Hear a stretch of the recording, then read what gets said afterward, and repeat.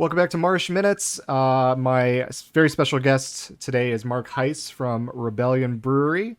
And he's been a business owner in Regina, pushing like good craft beer for how long you guys been open now? 7, 8 years? 7 years, almost. Yeah, 7 years. Sweet. Yeah. So, and you guys are like a staple of the city. And of course, I'm good friends with Matt's. I've been on your podcast a couple of times. He's been on mine. And I knew like I needed to have you on.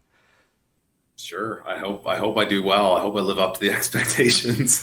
Well, with you, expectations are something a little crazy. So, if, for anyone who doesn't know you, I was out with someone and mentioning that I was going to have a recording with you, and I said, "Yeah, he's a character," and he just nods and goes, "Yeah, he's a character." So Something. you're known for your cowboy hats and your muscle shirts and your mullets, and um, it's something that I kind of like. I always admired about you, and it helped me be able to just kind of dress how I want, and just who cares about the stuffy ties and suits, and it's not really gonna be an issue to anyone else if it's not an issue to you and you feel comfortable with it. And I think your personal brand is spoken for itself, right? Well, yeah, I mean, I think that's kind of part and parcel is to just inspire other people. I mean, at the same time, I'm very fortunate, as just a white guy of privilege and this and that I can get away with some of those things. But because yeah, I do, and now and so I can afford to. I like, this is me. This is what I like to do. This is what I like to dress and be and all that stuff. But it definitely, I can intentionally do that because I intentionally throw people off. I like coming into a boardroom with a bunch of people in suits, and I wander in, and they're like, "This guy's a moron. He's an idiot. I do not want to shake his hand." Even before COVID, they're like, "Let's just ignore this moron." And not that I always have great genius things to say, but sooner or later, through the course of whatever board meeting or serious discussion we have, I'll offer my opinion, and you just see the room change. They're like, "Oh, this guy actually knows what he's talking about. Wow. Oh, geez, maybe I should pay more attention." And I've had people come up to me afterwards they've said, "I'm really sorry how I treated you when you came into the room." Well, Uh, I wonder how many so times you've heard this, but D. Schneider going before yeah, the talking about metal and how it's corrupting kids, and he is just dressed to the nines and speaks so eloquently and from the heart, and it just threw everyone off because there's this dude that's dolled up in the most glam metal you could possibly be, and just blowing everyone's socks off. And I don't know if they took him seriously, but I would assume that they would have had to with what he was bringing forward. yeah, it's pretty awesome. I was always a Twisted Sister fan as a kid, and I still am to this day. And yeah, I really admire him. He liked one of my tweets or something No. a month ago, and I was just like, "Oh my god, this is the best thing ever." D. Snyder is aware of me, so yeah, Your social presence, not just on your own personal stuff, but Rebellion. Like you guys had Terry O'Reilly on this week for the podcast, yeah, and I've still yet to yeah. listen to it. I'm waiting until I can, sit down and have a beer and just be able to relax and listen to it, because he has two of my favorite shows on CBC. And as a marketer, his work has always influenced me, or his view of looking at past failures and successes, and thinking outside the box, which is just par for what you guys do. Yeah, Terry O'Reilly is pretty neat. I honestly didn't really know much about it. I kind of just saw it in the calendar. Matt had put it in there, and I'm like, "Is this this is Terry O'Reilly?" And he's Yeah. like, "Yeah, yeah." But I think what's really cool, what makes me feel really good about that one, I had nothing to do with it. It was Matt. So I have awesome staff that do all sorts of great things. They don't have to sit around and wait for me to make things happen. But like all of the relationships that we've created here, we don't. In some ways, I wish we had the money to buy our way into things and to buy fame and buy attention. We have none of that. I'm not saying we're smart, but we just rely on our own smarts and just being genuine. And Matt told me that. That's how Terry Riley came on. Matt basically gave him a pitch, said, "This is what we're about. This is what our podcast is about. We're big fans." And Terry says he doesn't do a lot of other people's podcasts, but he just felt that our pitch was genuine and honest, and he was like, "Yeah, I want to be a part of that podcast." So that just makes it feel extra better, as Yeah. opposed to, well, we just threw him 50 grand, and so then he decided to make an appearance on his No, and one-on-one. it's more fun if you do that too, where you establish the friendships, and that way, if you have the friendships too, you have a mutual admiration. It's not someone coming on to give talking points and uh, just not be authentic when you're having a conversation. Like we've spoken how many times outside of this at the brewery or at the office, or and I knew that I didn't have to prep a whole lot of stuff. I didn't have to prep you. I know we could have an organic conversation, and just it be really awesome.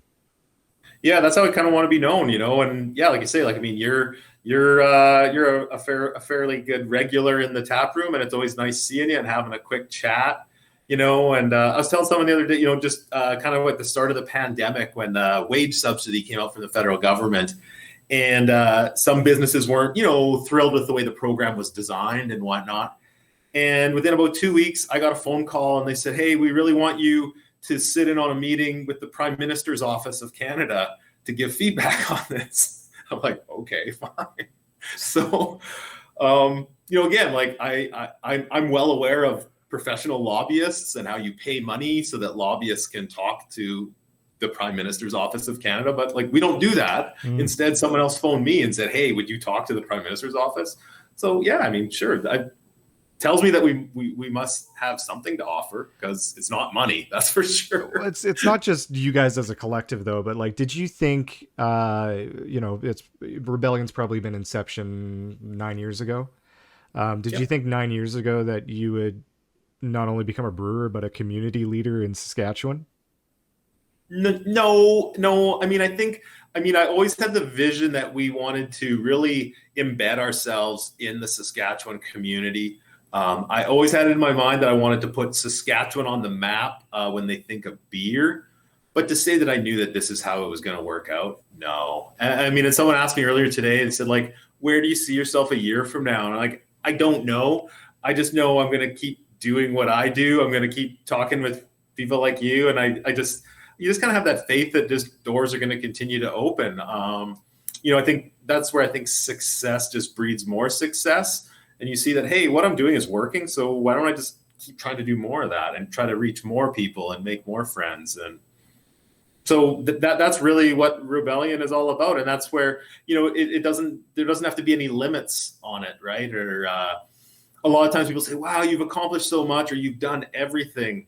And we have done a lot, and I feel really proud of our accomplishments, but I really feel like we haven't done anything, because my mind has been so opened up to everything. Even this conversation we're having right now. So when we started Rebellion Brewing, I knew a lot about beer. I can talk about beer. I can get into the minutia. I can get into the history, the science. I can tell you all about that. We're not talking about that right now. And I love talking about that stuff, but there is a limit to how big of an audience wants to hear about those details. Whereas talking about these types of things, or just being creative, or being open-minded, or community spirited, there's no boundaries. There's no limit to that. So it's a pretty cool position to be in. And not that I have, illusions of grandeur, that I want to be something bigger than I am, because it's also just amazing to walk into the tap room and just make friends with people, right? So I just look forward to doing more of that and just seeing where that leads. That's it. Yeah. You guys are always doing new things and trying. That's the cool thing. I'm coming to the tap room and I'll try something. I might not like every new beer that you guys are bringing out, and always something crazy like the Michaelitas last year. Yeah. My mom is a huge beer and clam fan. She doesn't like any other beer. Can't feed her craft beer at all. It's only piss down lager. You throw in a beer or a cup with some clam, and that's how she drinks it. But she loved that, and that was fresh. It was new. She doesn't like new things. No, I remember drinking beer and clam as a kid. Stealing sips of it, and I thought it was delicious. So I've got that like affinity for that beverage. And so we were able to work with Paperback Beverage Company on that. They were making their Visa mix, and that's our buddy Judd from like when we very, very first started. He was very, very active and supportive of what we were doing. So it was just fun to partner with him on that. And we took a lot of flack from the serious beer community that we made a beer and clam. But yeah, it opened doors, right? Like, I don't think your mom would have maybe gotten excited about some, obscure Scandinavian smoked juniper ale or something. Like, probably not, right? Definitely not Night Viper, right? She doesn't like No. peppers on food, let alone in her beer. Yeah. I do have this one. Can you tell me a little bit about this one? Only because I want an excuse to drink it while you talk more, too. So this is I'm really bad at names. Canalima Coconut Pale Yeah. Ale, right? So Yeah. Yep. Canalima Coconut Pale Ale. Canalima means 50. And so we put that out this year kind of to celebrate my business partners. So Jamie and Leanne Singer, they're both celebrating their 50th birthday this year. Jamie and Leanne spent a lot of time in Hawaii. They are very good friends with Garrett, who is the owner of Maui Brewing Company, which is a giant, very, very successful brewery. Garrett is like a rock star in the brewing community, super nice guy. Jamie introduced me to him in Portland, Oregon a few years ago. And so Maui Brewing Company, kind of their big flagship beer is a coconut porter. So obviously, coconut beers really came out of his brewery out of Hawaii. So this was just kind of a nice little tribute, little celebration to that. So should be fairly easy drinking beer, I think. It's certainly not gonna, yeah, it shouldn't be bitter or aggressive. It's just a big coconut bomb. That's the like a best lot of news. people, yeah, they're like, oh, I don't like coconut. Yep. Have you had a lot of people come in and say they don't usually like coconut, but they like this, or is that just a turnoff? They don't try it in the first place? So the reviews so far have been really, really good on this. Usually, every other coconut beer we release is in the past has been extremely divided, where people say, "I can't taste any coconut," which is kind of just a weird. Everyone tastes what they taste. I don't. I am a trained taster. Most people aren't, right? Mhm. You shove food and drink into your mouth, and you decide if you like it or not. And who's to say you're right or wrong? But yeah, so far on this one, the reviews have all been super positive, and so we feel pretty good about it. I'm really proud of how the beer turned out. To me, it's a huge expression of coconut. We used a lot of toasted. We've always used toasted coconut in our coconut beers, and so we used about 300 pounds of toasted coconut in this one. But then we also use this newer product that's coming on the line, which is what is it? It's pure liquid coconut extract. And so you get this a more of a raw, fresh coconut taste. And so combining the two, to me, you kind of get the best of both worlds because the toasted coconut just gives that kind of nice little nutty note. But there's no replacement for if you've ever had the chance to crack open a fresh coconut and drink the milk out of that. I mean, that's kind of what you get there. So Yeah. yeah, we strive hard. And so that is kind of some of that nerdy thing. You could just go and buy some artificial coconut extract and dump it in a beer and say, "Hey, we made a coconut beer." And that's where to me, I think that's the real differentiator for breweries that are run by people that were actual brewers and are really, really passionate and have the knowledge and understanding of how to make really, really good beer, as opposed to just, beer is cool right now, so I'm going to open a brewery and make a bunch of money. And they're fine. There's nothing wrong with that. But it's super, super important to me. I mean, I do have an accounting background, and we have like great accounting people that work for me. And of course, we pay attention to the numbers, and we always want to get the best prices on our products. But we actually had a meeting a couple of weeks ago, and I said, you know what? In 7 years, I've never once scrimped on an ingredient because of the price. If it was a better quality ingredient, we always paid that. We always paid the extra money to make it happen. And I think that's it makes me sleep well at night, I guess. If that makes You sense. wouldn't be here and you wouldn't be kind of putting out the beer that you do if you didn't make quality beer to begin with. I think a lot of Yeah, people in business or in a lot of facets of life, they're short-sighted with what they're doing. All cheap out here, cut some costs here, and then all of a sudden your audience is gone. Your yeah, and like I customers said, aren't as loyal. sure we could probably fool some people, but like that's not being true to myself. I would know that I was fooling people, and I'm not into that. And sometimes when you use real ingredients, like some of the fruits, honestly, sometimes it doesn't maybe turn out as good as you hoped because when you're using real ingredients, you're kind of at the mercy of that crop or that product or this or that. It's not, artificial ingredients are consistent. There's no doubt about that. You will get a consistent result, but I just think it's worth it. It's worth it. I've done some home brewing with fruit, and yeah, it's like, when you have to siphon, even just the first time, you can't get it out because it's so sludgy or everything's getting caught. And I know the consistency is probably a lot better when you're working with like the extract. Exactly. And so that's, I think that, I mean, if it makes sense, that's, I don't like to carry on too much about my punk rock background, but it's that whole do it yourself. It has to be genuine. It has to be real. And if you're not going to do that, then just go it's fine, but just go be a corporate whore and make a bunch of money doing something else. I didn't start my own business just so I could copy the corporate world that I left because I didn't like it. Well, that's a really good segue. First of all, I really like the beer. And again, I'm not like a huge coconut fan. I'll eat coconut, but I'm not the kind of person that shies away from it. Yeah. That's a nice summer beer, man. Cool. Thank you. So I'm looking over here now because I have your thing up there. So don't think I'm not paying attention. Yeah. But so talking about your punk rock backgrounds, it's a really good segue because you had a tweet that you put out yesterday, and I want to talk about your social brand. So I'm just going to read the first one out of 5. Over the last few years, some people close to me say that they're embarrassed by what I do on social media. And your reaction right now is you're grinning for audio listeners. It isn't perfect, but what I do is pretty much all the rage on Instagram and TikTok nowadays. Large corps rip us off. We ask for advice all the time. Our content goes viral. And it goes on at Mark the Brewer, Twitter. And you're always posting things like that. You're always posting things that you believe in. You don't really shy away from some controversy or shy away from what I think is most important is standing up for what you believe in. It's a terrifying place to be in. And, an old friend actually interviewed for a job with us on Friday. And I think we started going to the same school together, grade 6 or 7. And I just, sometimes you just lose perspective until someone else gives you their spin on it. But they said, I met you and you had bleached blonde hair and you were the first person I knew that had an earring. And he said, you took a lot of heat for that. And I don't remember that until he mentioned it. It was like, oh yeah, I did.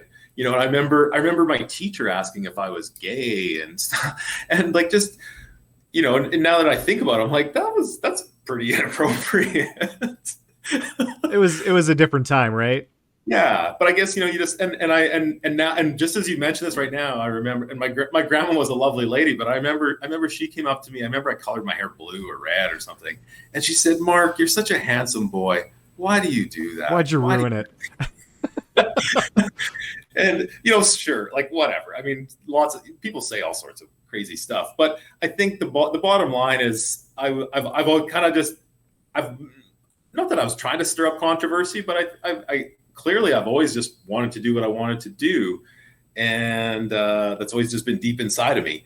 And so yeah, I mean, you take a lot of heat for it, and it still sometimes bothers you. But I think obviously the rewards outstrip the negative, right? And so but yeah, sometimes we just need that little boost to remind ourselves, because even if it comes to beer, we'll get 100 people say your beer is the best, and one person says your beer sucks, and for some reason that one bad review always hurts the most, and you never forget that one. I try to maybe I spend too much time being philosophical or psychological, but I'm fascinated by that, how humans always focus on the negative and get bothered by the negative. And clearly I'm one of those people, because I do take criticism. I probably take it to heart. I take it to heart because it really is, what I try to do is try to be a reflection of myself. So if someone says, hey, I don't like your social media, I take it as you're saying you don't like me as a person and what I value and what I'm about. So I think that probably goes in line with, because social media is a representation of you, as long as you're not being fake about it. Yeah. Whereas if you're just creating some generic faceless corporation and someone says, well, your corporation sucks. Well, okay, sure. I mean, I have no personal attachment to it. It's just some generic nonsense. Who gives a rip, right? Hmm. So yeah, I probably wouldn't take offense to that. But yeah. Anyways, it's just interesting. I don't know. I keep saying how I'm getting old. I don't know if I'm old or not. I think I'm 43. I don't even know. Maybe I'm 44. I don't know. I don't know. I'm either 32 or 33. So like, But you start to get you stop caring about your birthdays, right? Or how old you are. yeah, but you start getting, once you kind of have that lifetime of experience, you start reflecting. I reflect on those types of things, and that's where I see these things kind of repeating over throughout my life, where I guess I have made an impact or have thrown people off, and I've been doing it for a long time, and I like that. I like me, so I'm probably going to keep doing it in some way, shape, or form. I think, not just in your circle of friends, but if you stop doing that, there would be a lot of people going, what the hell happened? Did he join a cult, or did someone come down hard on him enough that, scared the pants off him? Yeah, and I think it's not it's not about, hey, look at me. It really isn't, and because I think some people have maybe given me criticism of that. It's like, well, you're just trying to show off or this or that, and it really isn't. That's not the point. My point, really, where it's coming from, is to inspire other people to do the same. Be yourself. People will enjoy that. People will appreciate that a heck of a lot more than just being another faceless person. And there's just so much value in that. I think there's so much value in unique characters and individuals and life and relationships and all that sort of stuff. And I want to see everyone enjoy that to the fullest. So that you can say I'm full of it when I say that, but that's why I do the things I do. Is I want other people to feel confident to do the same thing. So why are you the one who's showing off and just doing it for attention, whereas the dude wearing the $5,000 suits and driving the BMW that cost him probably more than he should be able to afford, just because he's just spending all this money on the show? So why are you the one showing off, and why aren't people talking about them? Yeah, I don't know. I think that's for whatever reason, society just views that as that's what you should aspire to, right? That's the expectation. Again, I have way too many conversations with people about this stuff, but this morning, I had the similar thoughts when I was finishing up my, even though I thought I was a bit wild and different, but as I was finishing up high school and trying to figure out what I wanted to do, in my head, it was like, well, you should go out and find a job that you can make lots of money and work in an office, because that's what successful people do. And I thought, well, I don't want to not be successful, so that's what I should do. So yeah, it's obviously it took me a while to maybe figure out that is not the true definition of success, is to how fancy your clothes are and how fancy your car is. But unfortunately, that's the way a lot of people view that, and don't see anything wrong with that, right? I think that might be going away, though. There's a lot less people that are having really strict requirements on formal wear, and jeans are not just a Friday thing anymore. It'll be a while till we're wearing punk rock shirts to the office, but Yeah, again, it's like it's about what really matters. What do you really bring into the table? And also just how do people want to live, right? This whole the whole boomer generation, right? It was the whole idea of you should work at a job and you should be miserable at your job, but it's going to be worth it, because after 35 years. Yeah, after you're miserable for 35 years, you'll get to retire. And I get so inspired by my younger staff and younger people that I meet that are like, I have no interest in that. I have no interest in owning a home. And some of my friends and older people, they're like, how could you not want to own a home? But it's like, think of the pressure and responsibility. And Yeah. for some people, they're just like, I don't need that in my life. I'm happy with my life, and that's fine. And I find that incredibly, incredibly inspiring. Again, it comes back to that questioning the status quo and doing what makes sense to you. And it's not about saying, I'm just some lazy deadbeat that doesn't want to own a house. It's saying, I want to put my attention and my focus and my priorities into other things that truly matter, because it doesn't really matter if you own a house or not. It really doesn't. It, so going back to your staff there, like you're always singing the staff's praises, and I remember when you guys shut down for COVID, you had a couple of live streams where you were answering questions and talking about stuff, and you couldn't go 15, 20 minutes without mentioning how awesome everyone was around you and how supportive your staff were being and your partners and the community. And um, then you go and you talk about how, people don't want to work the 35 years. That's not happening anymore because the turnaround rates, people are searching for new jobs all the time. And it has nothing to do with them not leaving. It's just there's not a lot of career opportunities for people to go and stay at an office forever. But you really don't have a lot of turnaround, do you?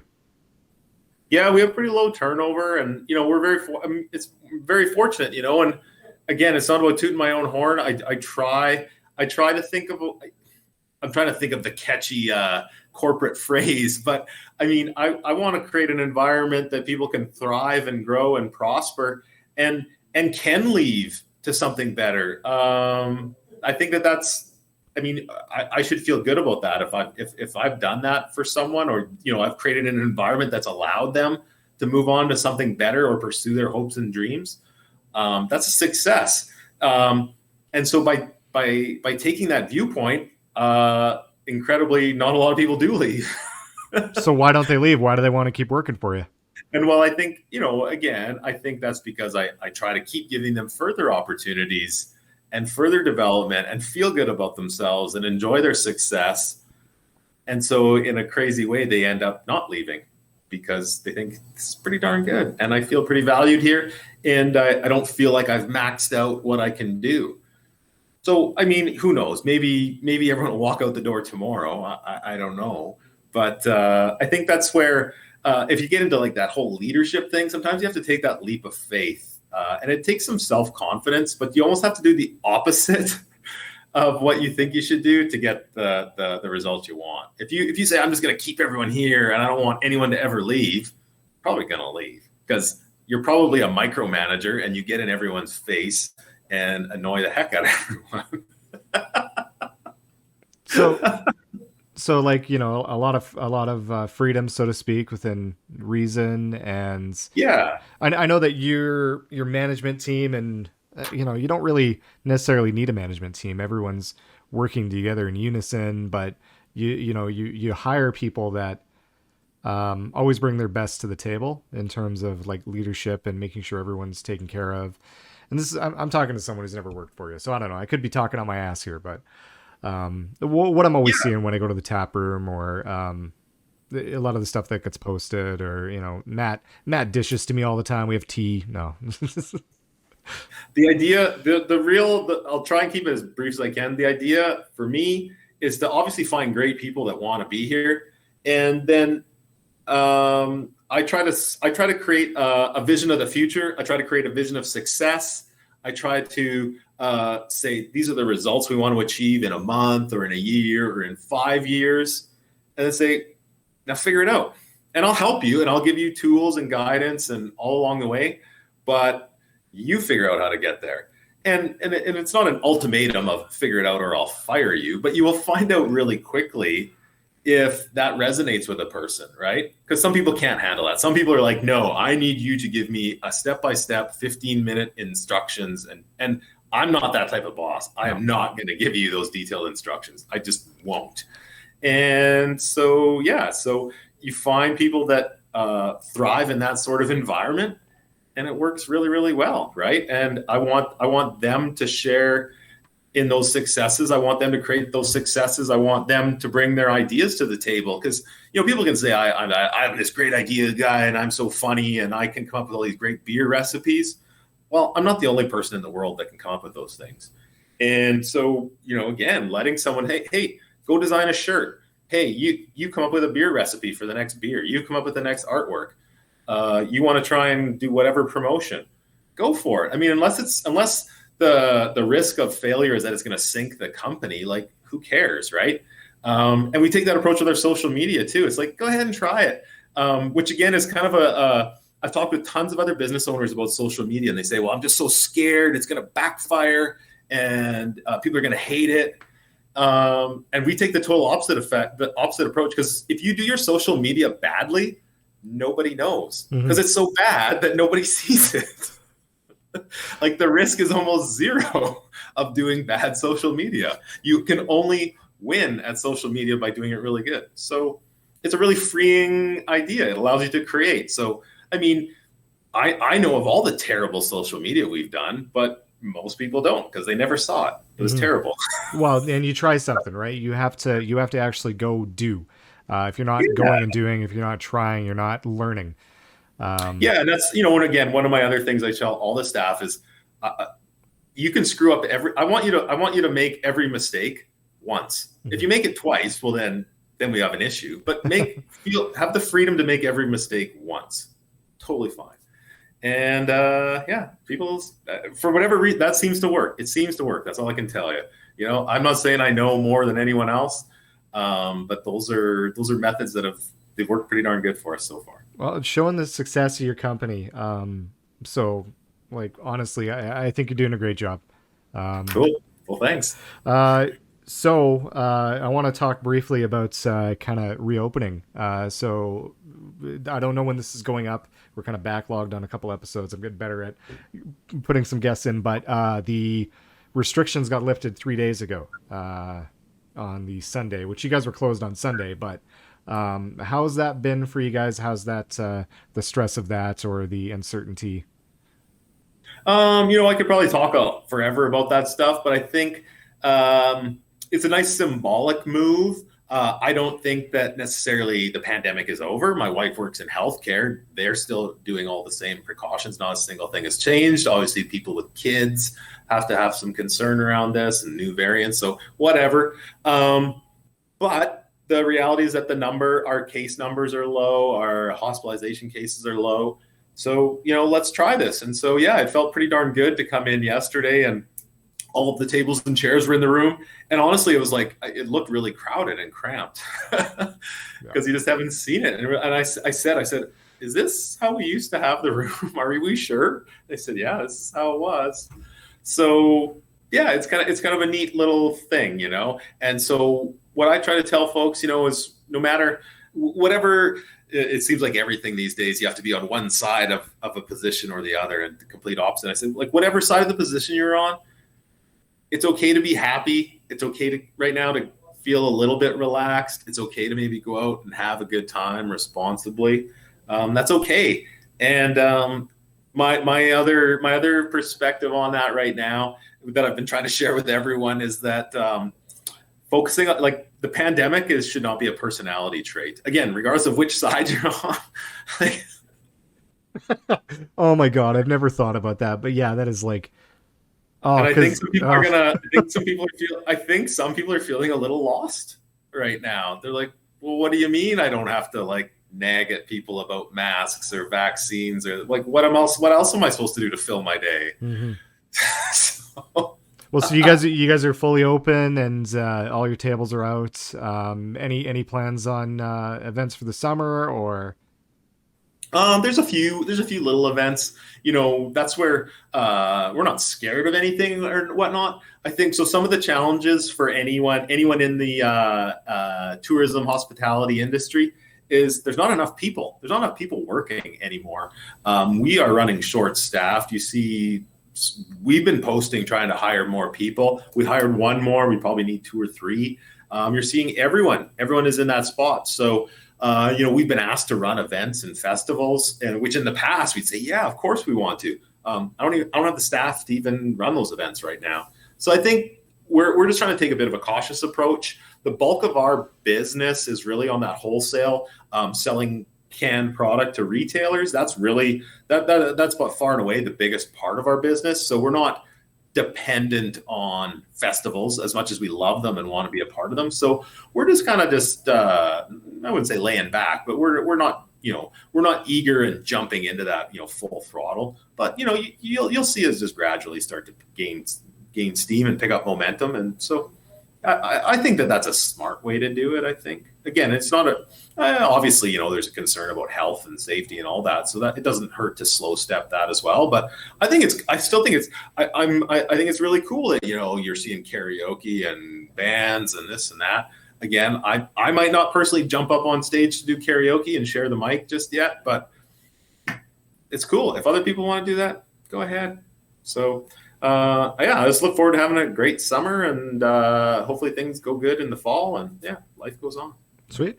Well, we are at the tail end of the episode here, so before we head out, you have the floor, man. Talk about whatever, and let us know if you have anything you want to promote or anything going on. Or No, I'm a terrible salesperson. I think I just like talking more than anything, and I just say this was fun. This is easy. It's just like running into you in the tap room and just chatting. And no, I appreciate coming on and you just letting me spout off and go on my rants. And I hope I kept them relatively short. But that's why I invited you on, man. But yeah, and I'll see you in the tap room more. Like that's the one thing like I really missed is going in, seeing everyone there, just to pick up the beer from the tap room when I could, and seeing all the empty space there and everything blocked off. And I'm like, man, I just can't wait to sit at the bar with my laptop, work. You have kick-ass coffee.